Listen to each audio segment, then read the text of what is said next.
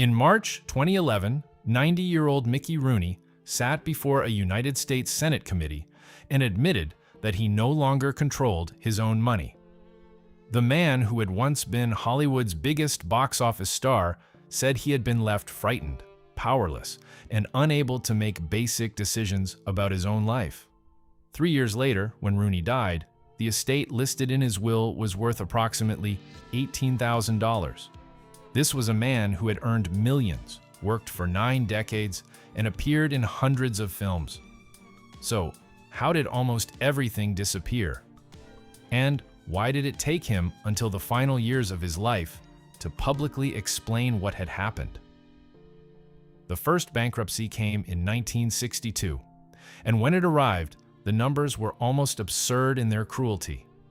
By that point, he had earned $12 million, an extraordinary sum in mid-century America, representing decades of steady work, studio contracts, touring productions, radio appearances, and relentless professional output. And it was gone. Not invested badly, not merely diminished. Gone. He filed again decades later, in 1996. Between those two filings lay an entire second career's worth of work, comebacks, stage triumphs, and television success, all of which still couldn't stop the financial bleeding. Part of this was the structural reality of old Hollywood. The contracts of the Golden Age didn't include residuals or royalties. Unlike modern actors who earn money every time their films air on television or streaming services, Rooney got paid once per production. A career spanning 300 films generated zero passive income. Not a single dollar came in from reruns of the Andy Hardy series or any other project. You could make 300 films and die with nothing if the contracts were structured the right way. And in Golden Age Hollywood, they almost always were. The studios captured the long-term value. The talent got the paycheck and moved on.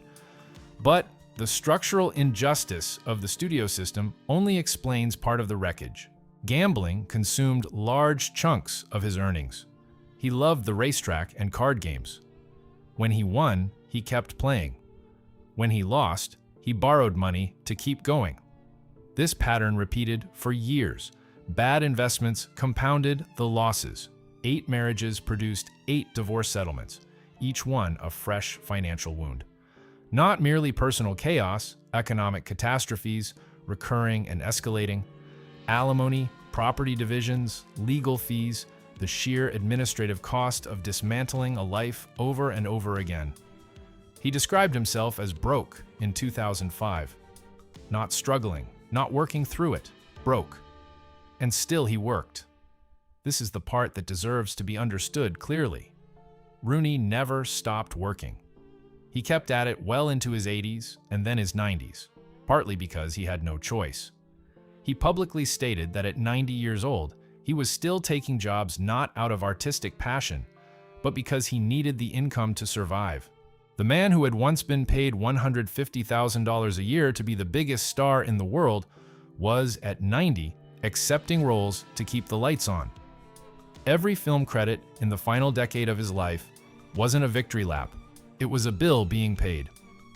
What made the final chapter different from everything that came before, the divorces, the gambling, the poor investments, was that the financial devastation of his last years wasn't self-inflicted, or at least not entirely.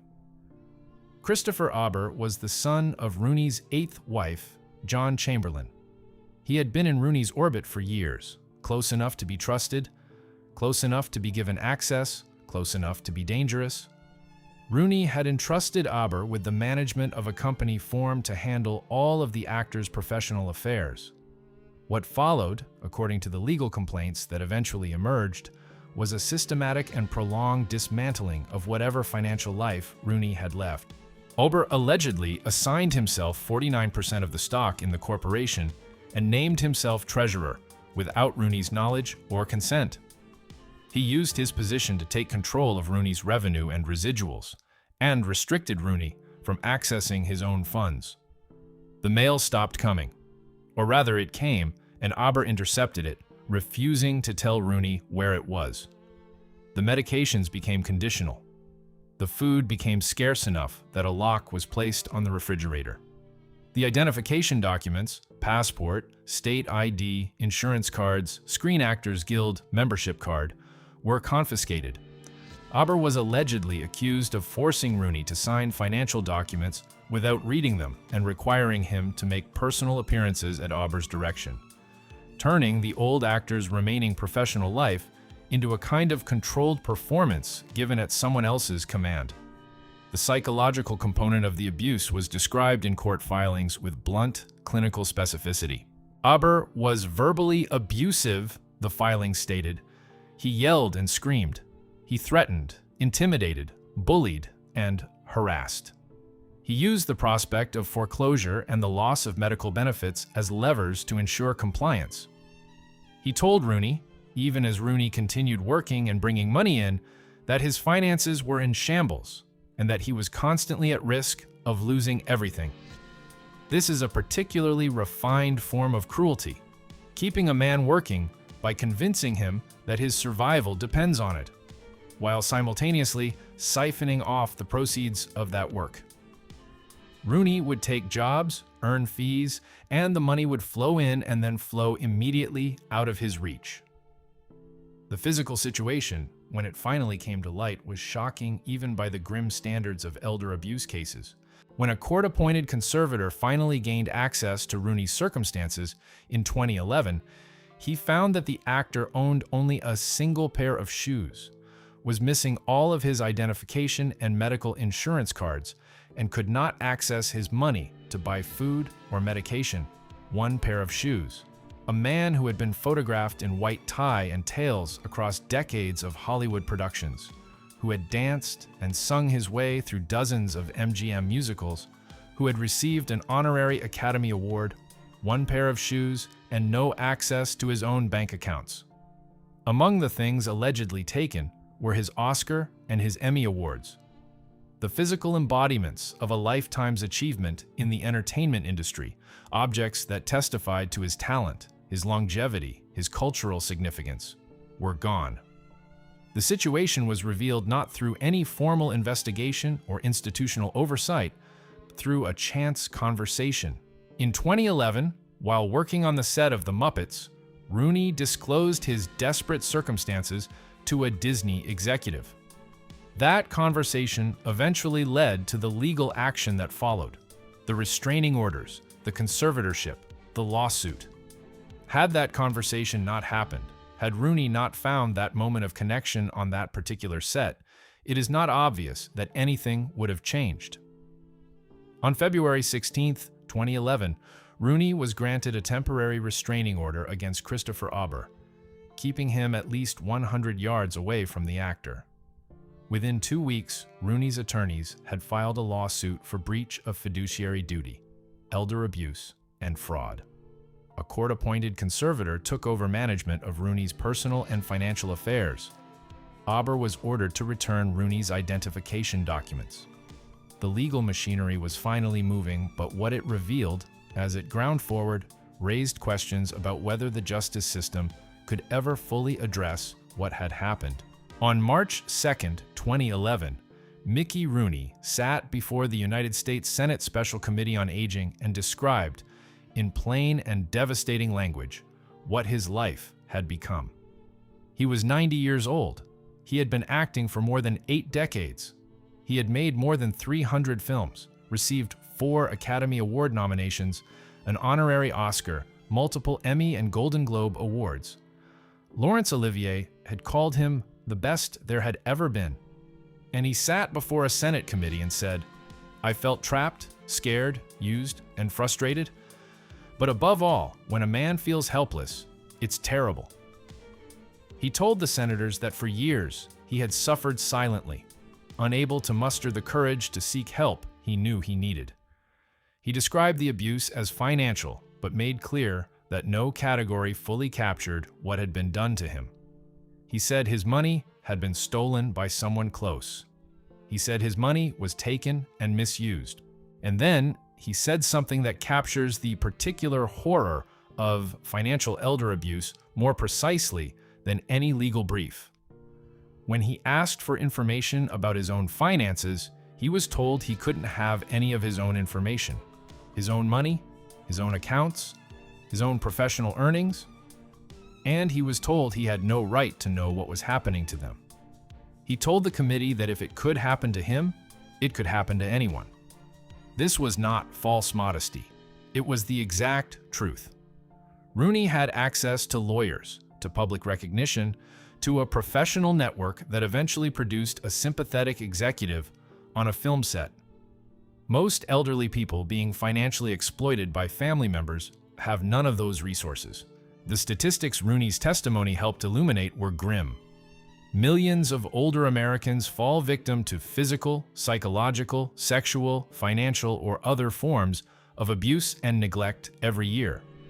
And the problem is chronically underreported because the victims are often dependent on or emotionally attached to their abusers, afraid of retaliation, afraid of not being believed, afraid that speaking up will destroy whatever family structure remains.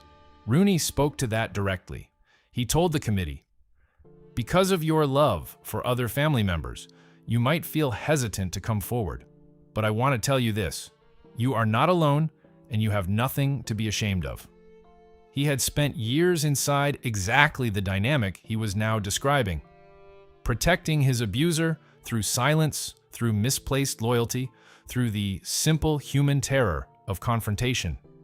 His testimony was not just advocacy, it was confession.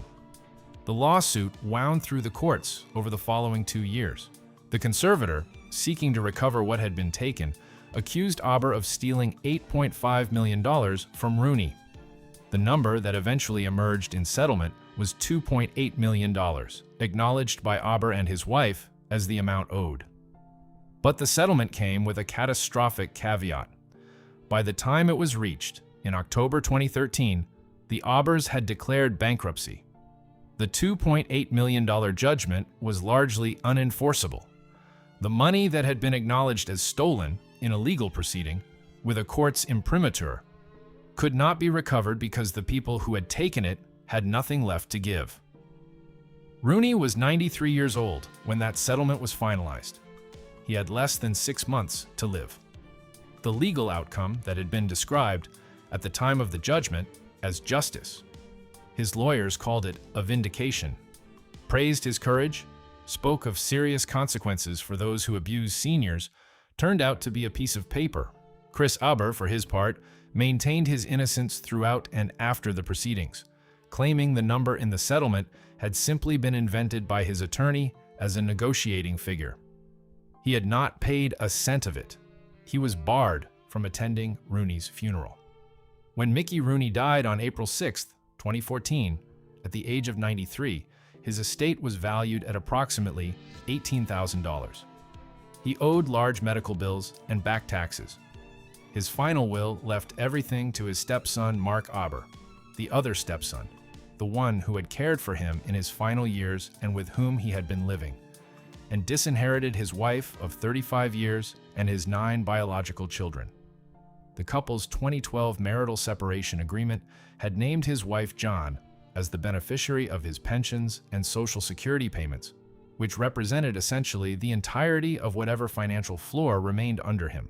A man who had earned $12 million by 1962, before another 3 decades of active, well-compensated work, died with $18,000.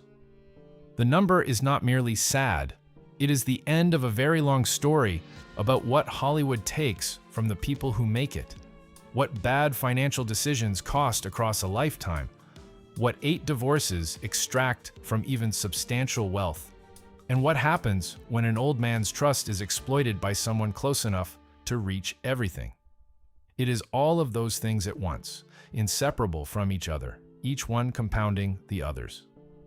The congressional testimony he gave in 2011 became one of the most cited pieces of evidence in advocacy around elder financial abuse legislation. His case helped push forward discussions about guardianship reform and greater protections for elderly individuals whose finances are managed by family members or caregivers. In that sense, something came of it. The visibility he brought to the issue, His famous face, his trembling voice, his 90-year-old body in a Senate hearing room describing what it felt like to be a prisoner in his own home, moved people and moved policy discussions in ways that mattered. But Mickey Rooney himself died with $18,000. The $2.8 million acknowledged as stolen was never recovered. The Oscars and Emmys that were taken from him were not returned. The years of silence and fear and dependency could not be undone.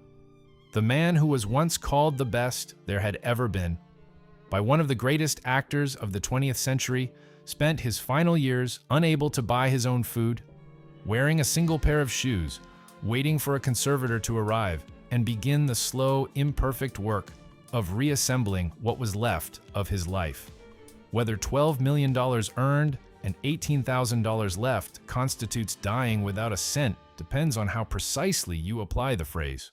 What it constitutes, beyond any definitional argument, is one of the most complete financial destructions in the history of American entertainment, achieved through a combination of structural exploitation, personal weakness, marital catastrophe, and, at the very end, the deliberate predation of someone who had been welcomed into his home and given his trust. The court confirmed it. The Senate heard it from his own lips. The settlement acknowledged it in dollar figures. And then, the man who had made it impossible to ignore died quietly, at 93, in a house that wasn't entirely his anymore, with $18,000 to his name.